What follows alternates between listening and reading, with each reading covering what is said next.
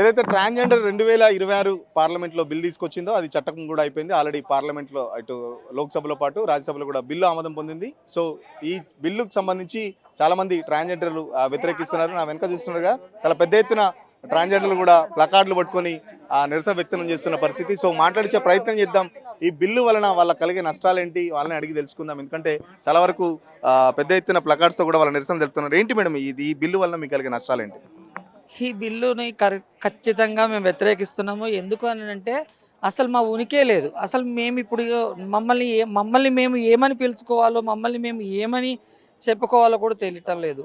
ఇప్పుడు 2026 ట్రాన్స్ బిల్లు అంటే ట్రాన్స్జెండర్ల రక్షణ చట్టం అని చెప్పారు. ఇది ఎక్కడ కూడా రక్షణ కాదు కదా, కనీసము ఏ చిన్న వసతి కూడా మాకు కల్పించే విధంగా లేదు. అన్ని విధాలుగా ఇబ్బందే. మమ్మల్ని మేము ట్రాన్స్జెండర్స్ అని చెప్పుకుంటే ఓకే అని చెప్పని సర్టిఫికెట్స్ ఇచ్చిన గవర్నమెంట్ ఇప్పుడు కాదు, మీరు మెజిస్ట్రేట్ దగ్గరికి వెళ్ళాలి, అక్కడ నుండి మీరు మెడికల్ ఆఫీసర్ దగ్గరికి వెళ్ళాలి, అక్కడ ఆయన ఇచ్చే సర్టిఫికెటే మిమ్మల్ని ఆడనా మగనా ట్రాన్సా అనేది నిర్ణయిస్తారు అనేది ఇది నిజంగా చాలా శోచనీయము. ప్రస్తుతానికి మేము చెప్పేది ఏంటంటే మా ఉనికిని మొత్తం మట్టి కలిపేశారన్నమాట. ప్రభుత్వం చెప్తుంది మీ రక్షణ కోసమే ఈ చట్టం తీసుకొచ్చాం. 2019లో కొన్ని చట్టానికి సంబంధించి దాంట్లోనే కొన్ని సవరణలు మాత్రమే చేశామని చెప్పేసి ప్రభుత్వం చెప్తుంది.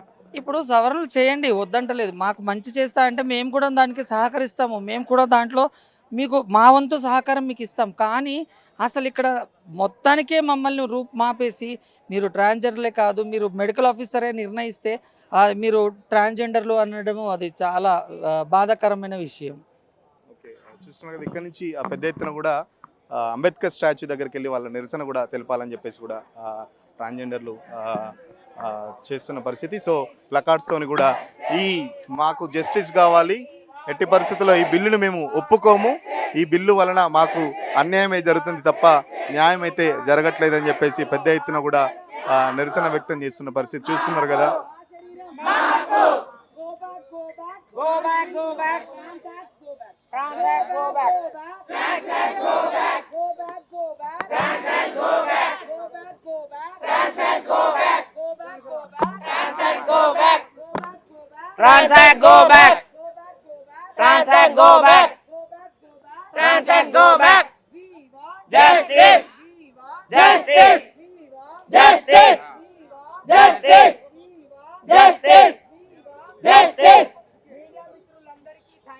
చెప్పండి మేడం, ఏంటి ఈ బిల్లుని ఎందుకు వ్యతిరేకిస్తున్నారు? ఇంత పెద్ద ఎత్తున యాక్ట్ని వ్యతిరేకించడానికి ముఖ్యంగా కారణం ఏంటి అంటే 2014లో సుప్రీంకోర్టు ఇచ్చినటువంటి తీర్పు ఏదైతే ఉందో నల్సా జడ్జిమెంట్కి వ్యతిరేకంగా దీంట్లో సెల్ఫ్ ఐడెంటిఫికేషన్ అనేది ఏదైతే ఉందో అది తీసేసి ఒక మెడికల్ బోర్డుని, ఒక మెజిస్ట్రేట్ని అండ్ అలాగే ఒక టీంని వాళ్ళు ఏర్పాటు చేసి ఈరోజు మేము హిజరాలుగా మారి 25 సంవత్సరాలు అవుతుంది. ఈరోజు మేము వెళ్ళి మెడికల్ బోర్డు ముందు బట్టలు విప్పి నించొని సర్టిఫికేట్ తెచ్చుకోవాల్సిన పరిస్థితి వచ్చింది. కాబట్టి ఈ బిల్లు వ్యతిరేకిస్తున్నాము.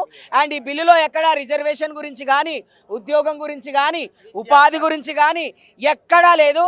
కేవలం హిజ్రాలు రోడ్డు మీద కనబడితే న్యూసెన్స్ కేసేసి లోపలేయడం కోసం బీజేపీ ప్రభుత్వం తీసుకొచ్చినటువంటి ఒక చెత్త బిల్లు. కాబట్టి ఈ బిల్లుని మేము వ్యతిరేకిస్తున్నాం. ప్రభుత్వం ఈ సంరక్షణ కోసమే తీసుకొచ్చినామని చెప్పేసి ప్రభుత్వం చెప్తుంది. డూప్లికేట్ ట్రాన్స్జెండర్కి సంబంధించి గుర్తించడానికి ఈ బిల్లు తీసుకొచ్చినామని చెప్పి చెప్తున్నారు. ఎవరండి డూప్లికేట్లు? ఇక్కడ ఎంతమంది ఉన్నారండి డూప్లికేట్లు? ఒకసారి చూడండి. డూప్లికేట్ అంటే ఏంటండి? అట్లంటే మగవాళ్ళల్లో చాలా మంది ప్యాంట్ షర్ట్లు వేసుకొని నపుంసకులు ఉన్నారు, వాళ్ళు డూప్లికేట్లు కాదా? చెప్పండి మీరు. దానికోసం మెడికల్ టెస్ట్ ఎందుకండి?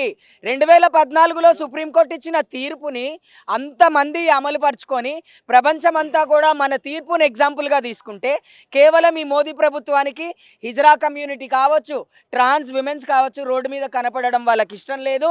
కేవలం ఇది ట్రంప్ గారు ఇచ్చిన ఐడియా. అక్కడ ట్రంప్ చేశాడు, ఇక్కడ మోడీ చేస్తున్నాడు. గతంలో మీకు ఇచ్చిన సర్టిఫికెట్ చెల్లెవా? మరి ఇప్పుడు మళ్ళీ టెస్ట్ చేయించుకోవాలా? మాకున్న సర్టిఫికేట్ క్యాన్సిల్ అయ్యి మేము ఇప్పుడు మళ్ళీ సర్టిఫికేట్ తీసుకోవాలి. ఎందుకు తీసుకోవాలి? మేము 70 సంవత్సరాల ట్రాన్స్ మహిళ లైన్లో నిలబడి ఉస్మానియా హాస్పిటల్లో బట్టలన్నీ విప్పి సర్టిఫికేట్ తీసుకొచ్చిన కర్మ మాకెందుకు? రాజ్యాంగం ఇచ్చిన హక్కులు ఎక్కడ పోయినాయి? ఇక్కడ హక్కుల ఉన్నంగానే అవ్వట్లేదా? చెప్పండి మీరే. కొంతమంది లీగల్ సంబంధించిన అడ్వకేట్ ఉన్నారు సార్, ఎట్లా చూస్తున్నారు ఈ చట్టాన్ని? నేను ఒక ట్రాన్స్ మ్యాన్ అండి. నేను నా పేరు కిరణ్ రాజ్, ట్రాన్స్జెండర్ మెన్ నేను.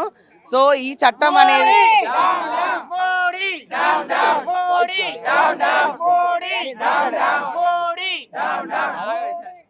మన ఇక్కడ ఇక్కడ ఇక్కడ అరిస్తే ఎక్కువ మందికి వినబడదు, కనబడదు. ఇది మొత్తం దేశం పోతుంది. అర్పిస్తారా? మళ్ళీ స్టార్ట్ చేయండి సార్. నమస్కారం అండి, నా పేరు కిరణ్ రాజ్. నేను ఒక practising advocate in Telangana bar council. So నేను ఒక ట్రాన్స్ మ్యాన్ని కూడా. ఈ చట్టం అనేది transgender persons protection of rights act 2026 అని పెట్టారు. కానీ ఈ చట్టం ఎట్టి పరిస్థితుల్లో కూడా రక్షణ కల్పించేలాగా ట్రాన్స్జెండర్ పర్సన్స్కి లేదండి. అలాగే పారంపరికమైనటువంటి ఏదైతే హిజ్రా, ఆరావని, అలాగే జోక్తా ఇలాంటి కొన్ని పదాలు ఉన్నాయి. కొన్ని కమ్యూనిటీస్ మాత్రమే ట్రాన్స్జెండర్స్ అని మాత్రమే ఈ చట్టంలో ఇవ్వడం జరిగింది. కానీ నిజానికి 2019లో ట్రాన్స్ మెన్ కూడా ట్రాన్స్జెండర్సే అని చెప్పి ఇవ్వడము జరిగింది. మాకు ట్రాన్స్జెండర్ ఐడి కార్డులు ఉన్నాయి, అన్నీ ఉన్నాయి. మేము ట్రాన్స్జెండర్ వ్యక్తులుగా మేము అన్ని ఆధార్ కార్డు దగ్గర నుంచి అన్నీ కూడా చేంజ్ చేసుకున్నాము. ఇప్పుడు ట్రాన్స్ మెన్ అనే దాన్ని కంప్లీట్గా తీసివేశారు. అలా తీసివేయడం వల్ల రాజ్యాంగ హక్కుల ఉల్లంఘన జరుగుతుంది. సో దీనికోసము మేము ఎట్టి పరిస్థితులలో ఇది చట్టం లాగా మేము గుర్తించము, దీన్ని ఖండిస్తున్నాము. ఈ ప్రభుత్వాన్ని మేము ఒకటే ప్రశ్నిస్తున్నా, ట్రాన్స్ మెన్ ఇప్పుడు స్త్రీ నుంచి పురుషులుగా మారిన వాళ్ళను ఎందుకు ట్రాన్స్జెండర్ల నుంచి తీసివేశారు? మమ్మల్ని అడిగి చేశారా? ఇప్పుడు ఒక స్త్రీల కోసం ఒక చట్టం తీసుకొస్తే స్త్రీలను అడుగుతారు కదా, అలాగే ఒక డిజేబుల్డ్ వాళ్ళ కోసం ఆయన ఒక చట్టం తీసుకొస్తే డిజేబుల్డ్ వాళ్ళని అడుగుతారు. మరి ట్రాన్స్జెండర్ కోసం ఒక చట్టం తీసుకొచ్చినప్పుడు ట్రాన్స్జెండర్ పర్సన్స్ కన్సల్టేషన్ చేసుకోకుండా ఎందుకు ఒక చట్టం తీసుకొచ్చారు అనేది నా ప్రశ్న. ఏంటి మిమ్మల్ని కంట్రోల్ చేయడానికి చట్టం తీసుకొచ్చిన అనుకుంటున్నా, ఏం చెప్తున్నారు మరి? చెప్పండి అమ్మా, ఏంటి మిమ్మల్ని కంట్రోల్ చేయడానికి చట్టం తీసుకొచ్చిన అనుకుంటున్నా, ఎందుకు తీసుకొచ్చిన అనుకుంటున్నా? లేదండి, ఈ బిల్లు అయితే ఎవరికి మాకు ఇష్టం లేదు. ఎందుకంటే గత సంవత్సరంలో బిల్లు ఇచ్చిన తర్వాత ఈ బిల్లు తీసుకుంటాం లేదు. ఎందుకంటే అది జెండర్ అనేది మేము గుర్తించుకోవాలి, మీరు గుర్తించడానికి లేదు. ఆడ మగ ఏ విధంగా గుర్తించుకుంటున్నారో ట్రాన్స్జెండర్లని మేము గుర్తించుకోవాలి. కాబట్టి ఈ బిల్లుని రిటర్న్ తీసుకోవాలని మేము మోడీ గారికి రిక్వెస్ట్ చేసి చెప్తున్నాము.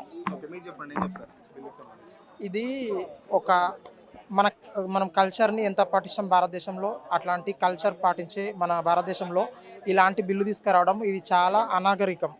ఎందుకంటే మనము సనాతన ధర్మంలో హిజ్రాలని ఎంత పూజిస్తారో తెలుసు మీకు. శ్రీరాముడు హిజ్రాలకి వరం ఇచ్చాడు. అలాంటి బీజేపీ ప్రభుత్వం, సనాతన ధర్మానికి అంత విలువిచ్చే బీజేపీ ప్రభుత్వము ట్రాన్స్జెండర్స్ మీద ఇలాంటి బిల్లు తీసుకురావడం చాలా అవమానకరం. ఇది మోడీ గారికి మేము ఒకటే రిక్వెస్ట్ చేస్తున్నాము, ఏదైనా కమిటీ వేయండి. మీరు ఒక కమిటీ వేసి హిజ్రా ప్రాబ్లమ్స్ ఏంటి, వాళ్ళు ఏ విధంగా సఫర్ అవుతున్నారు, దాని గురించి ఆలోచించి అప్పుడు ఒక బిల్లు తీసుకొస్తే మేము యాక్సెప్ట్ చేస్తాం. అంతేగాని మీకు సొంతంగా ఆలోచించి ఒక బిల్లు తీసుకురావడం అనేది ఇది కరెక్ట్ కాదు. దీన్ని ఇప్పుడు సొసైటీలో మీరు ఎలాంటి సమస్యలు ఎదుర్కొంటున్నారు, ఎలాంటి వివక్ష ఎదుర్కొంటున్నారు? అసలు మాకు సరైన విద్య లేదు, ఉద్యోగ అవకాశాలు లేవు, రిజర్వేషన్ లేదు, సరైన హాస్పిటల్స్ లేవు. ఇది అందరికీ తెలుసు. వివక్షత ఎంత ఉందో ట్రాన్స్జెండర్స్ మీద అందరికీ తెలుసు. సొసైటీలో ఇంత వివక్షత ఉన్న మా మీద మళ్ళీ ఒక మెడికల్ బోర్డు మీద బట్టలిప్పి నిల్చొని మేము ప్రూవ్ చేసుకోవడం అనేది ఇది ఎంతవరకు న్యాయం? ఇది కరెక్ట్ కాదు అసలు. ఇప్పటికే చాలా వివక్షతకు గురవుతున్నారు ట్రాన్స్జెండర్స్ పీపుల్. అసలు సరైన ఫెసిలిటీసే లేవు, మమ్మల్ని ఎక్కడ పోయినా అవమానిస్తూనే ఉంటారు. ఇలాంటి బిల్లు తీసుకొచ్చి ఇంకా కిందికి తోయడానికే తప్ప ఇది ఎలాంటి ఉపయోగం లేదు ట్రాన్స్జెండర్ పీపుల్కి. ఈ బిల్లు వల్ల ఎలాంటి యూజ్ లేదు. తెలంగాణ ప్రభుత్వం మిమ్మల్ని కొందరు గుర్తించి ట్రాఫిక్ సంబంధించి ట్రాఫిక్ డ్యూటీలో కూడా నియమించుకుంది కదా, మరి ఇక్కడ గవర్నమెంట్ పరిస్థితి ఎట్లా ఉంది తెలంగాణకు సంబంధించి? రేవంత్ రెడ్డి అన్నకి మేమందరము ధన్యవాదాలు చెప్తున్నాము. ఎందుకంటే మెట్రోలో జాబ్స్ ఇచ్చాడు, ట్రాఫిక్ పోలీసులుగా జాబ్స్ ఇచ్చారు, తర్వాత హైడ్రాలో జాబ్స్ ఇచ్చారు. మోదీ గారికి ఒకటే చెప్తున్నా నేను, రేవంత్ రెడ్డిని చూసి మీరు నేర్చుకోండి, ఓకేనా? ట్రాన్స్జెండర్స్కి ఇక్కడ ఎన్ని ఫెసిలిటీస్ ఉన్నాయో, ఎన్ని జాబ్ అవకాశాలు ఉన్నాయో ఇది రేవంత్ రెడ్డి గారిని చూసి మీరు నేర్చుకోమని చెప్పేసి మోదీకి చెప్తున్నాను నేను.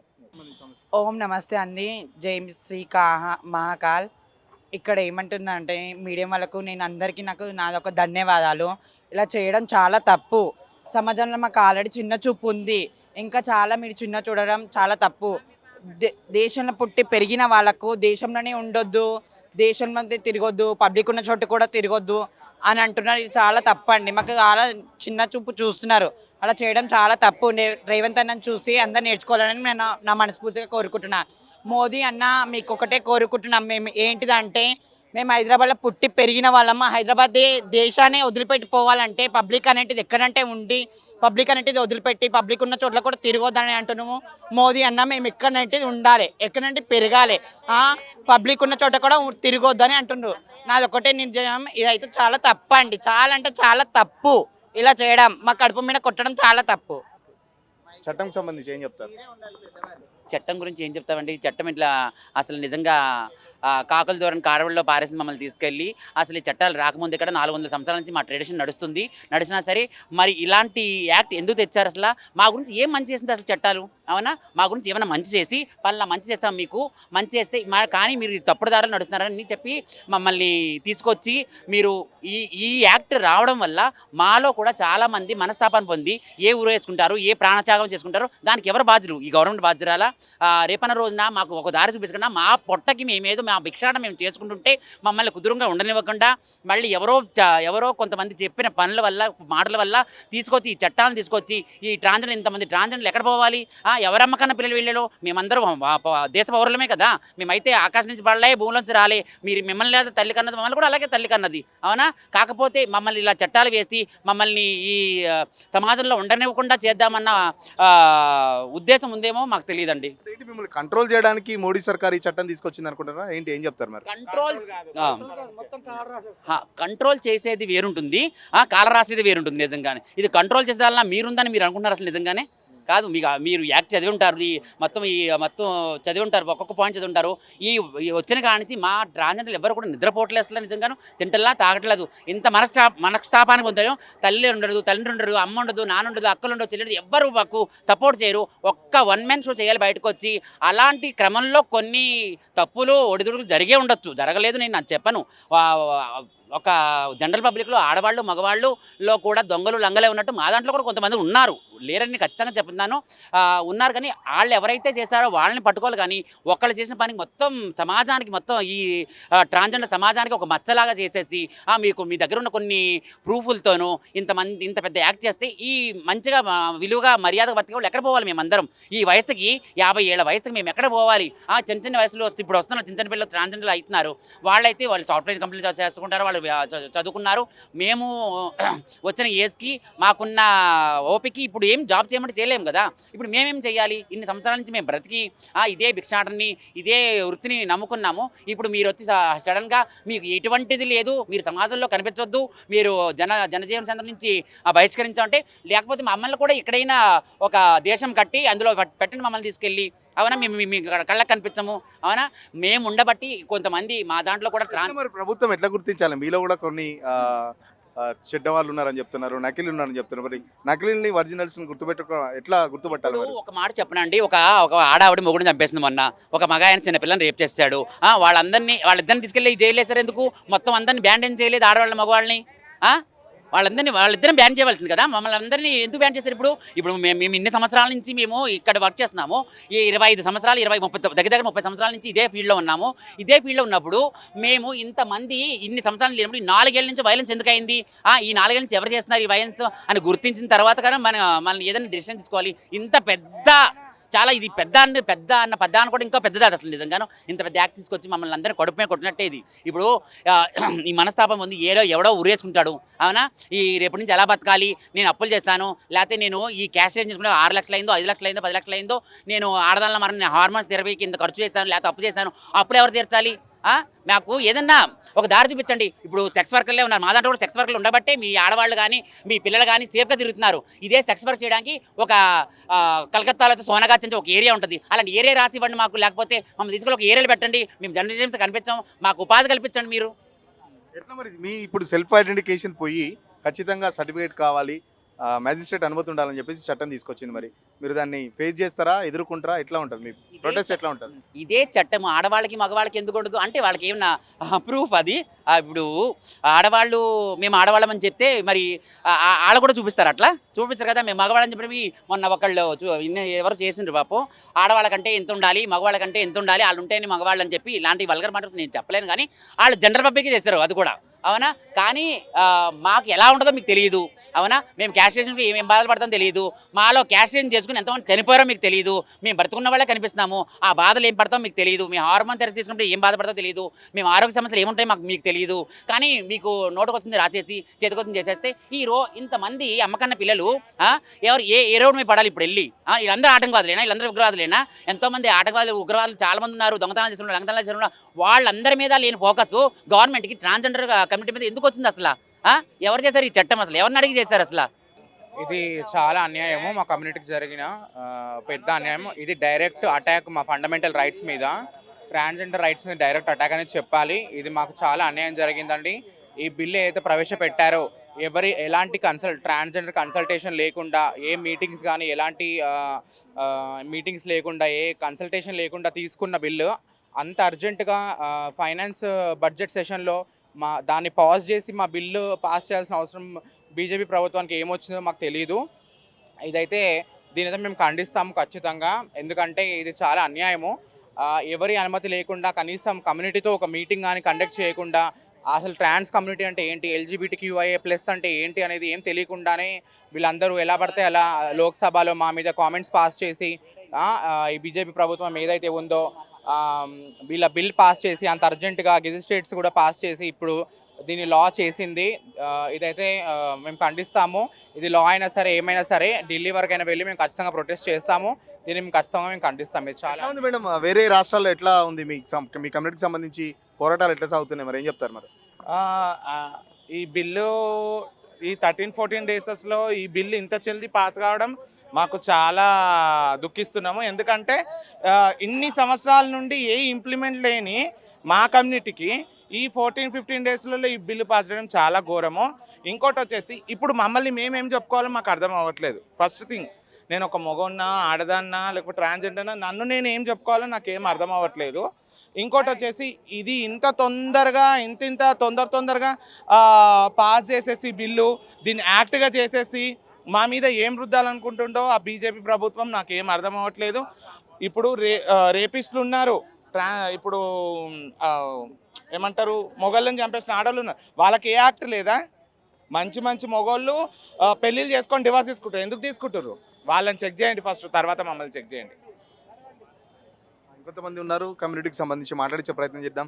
ఎట్లా వస్తున్నారు మా చట్టాన్ని, ఎట్లా వస్తున్నారు, ఆ చట్టంకి సంబంధించి ఏం చెప్తారు? మరి ఇంత అర్జెంటుగా ట్రాన్స్జెండర్స్ కోసం బిల్లు తీసుకురావాల్సిన అవసరం ఏముంది? 2019లో ఉన్న బిల్లులోని సవరణలు చేస్తున్నప్పుడు ఎటువంటి ట్రాన్స్జెండర్ కమ్యూనిటీని సంప్రదించకుండా 2026 బిల్ తీసుకురావాల్సిన అవసరం ఏముంది? ఈ బిల్ని మేమందరం మా కమ్యూనిటీ సభ్యులం అపోజ్ చేస్తున్నాం. ఇందులో మా జెండర్ వ్యక్తీకరణ స్వేచ్ఛ ఉన్నప్పుడు ఆ వ్యక్తీకరణ స్వేచ్ఛను తీయాల్సిన అవసరం ఏముంది? ముఖ్యంగా రెండవది, మేము ఇంట్లోంచి బయటకు వచ్చేస్తే చాలామంది కమ్యూనిటీ సభ్యులు వాళ్ళు ట్రాన్స్జెండర్స్గా నిర్ధారించుకోవడానికి చాలా టైం పడుతుంది. మెడికల్ బోర్డు అని చెప్పి మీరు అంటున్నారు. ఆ మెడికల్ బోర్డుకి వెళ్ళడానికి మధ్యలో జరిగే ప్రక్రియ చాలా ఉంటుంది. అలా వెళ్ళని ట్రాన్స్జెండర్గా మీరు గుర్తించబడిన తర్వాత, ఒక ట్రాన్స్జెండర్ సర్టిఫికేట్ వచ్చిన తర్వాత మీకు ఎలాంటి ప్రయోజనాలు ఉంటాయి, లేని వాళ్ళకి ఎలాంటి దానికి సంబంధించి నష్టాలు ఉంటాయి? ఇప్పుడు ట్రాన్స్జెండర్గా నేను సర్టిఫికేట్ తీసుకున్న తర్వాత నాకు సర్జరీస్ అవన్నీ ఆల్రెడీ ఒకప్పుడు జరిగిపోయి 20 ఏళ్ళ కిందట. ఇప్పుడు ఎవరికైనా ఏదైనా ట్రీట్మెంట్ కావాలి అంటే ఈ మెడికల్ బోర్డు ముందుకు వెళ్ళాలి అంటే మా శరీరాలు అంటే మా బాడీ ఎందుకు చూసే హక్కు ఎవరికి ఉంది? బట్టలు విప్పి చెక్ చేయడము, మానసికంగా వేధించడము, కుటుంబ వ్యవస్థ నుంచి బయటకు వచ్చిన మేము ఎంతో మానసిక వేదన ఉంటాము. మళ్ళీ మీరు సర్టిఫికేట్ల కోసం మమ్మల్ని వేధించి ఏం సాధిస్తారు? అవి ఇంకా రూల్స్ వస్తే కానీ ఏ సంగతి తెలియదు. కానీ చట్టం అయితే రూపొందించబడింది. ఒకసారి చట్టం రూల్స్ అనేది ఏమొస్తే మేము మళ్ళీ భవిష్యత్తు కార్యాచరణ మేము నిర్ణయిస్తాం. ఖచ్చితంగా మోడీ సర్కార్ ఏదైతే తీసుకొచ్చిందో ఇది ట్రాన్స్జెండర్ కమ్యూనిటీకి సంబంధించి మమ్మల్ని కాలు రాసే విధంగా ఉంది. భారతదేశం నుంచి మమ్మల్ని వెళ్ళగొట్టే ప్రయత్నంలో భాగంగా మోడీ ప్రభుత్వం ఇదంతా చేసిందని చెప్పేసి మా మీద కుట్రలు కూడా జరుగుతున్నాయి. కేవలం 15 రోజుల్లో ఇంత ఆగమేఘాల మీద ఈ చట్టం తీసుకొచ్చి పాస్ చేయాల్సిన అవసరం ఏముందని చెప్పేసి కూడా చెప్తున్న పరిస్థితి. మరో పక్కన రేవంత్ రెడ్డిని చూసి నేర్చుకోవాలి. ఎందుకంటే రేవంత్ రెడ్డి ఇక్కడ మెట్రోలో కానీ లేకపోతే పోలీస్ ట్రాఫిక్ డిపార్ట్మెంట్లో కానీ చాలా వరకు మాకు అవకాశాలు ఇస్తున్నారు. ఇట్లాగే అన్ని ప్రభుత్వాలు మమ్మల్ని ఆదరించాలి, కానీ మమ్మల్ని భారతదేశం నుంచి వెళ్ళగొట్టే ప్రయత్నం మాత్రం మోడీ చేయొద్దని చెప్పేసి ఖచ్చితంగా దశల వారీగా మేము దేశవ్యాప్తంగా అన్ని సంఘాలతో కలిసి ఉద్యమాలు కూడా పెద్ద ఎత్తున చేపడతామని చెప్పేసి ట్రాన్స్జెండర్స్ చెప్తున్న పరిస్థితి. ఇప్పుడు జర్నలిస్ట్ సతీష్తో సురేష్ తెలుగు కోసం హైదరాబాద్. అసలైన తొలి వెలుగు. ఫాలో వాట్సాప్ @తొలి వెలుగు official.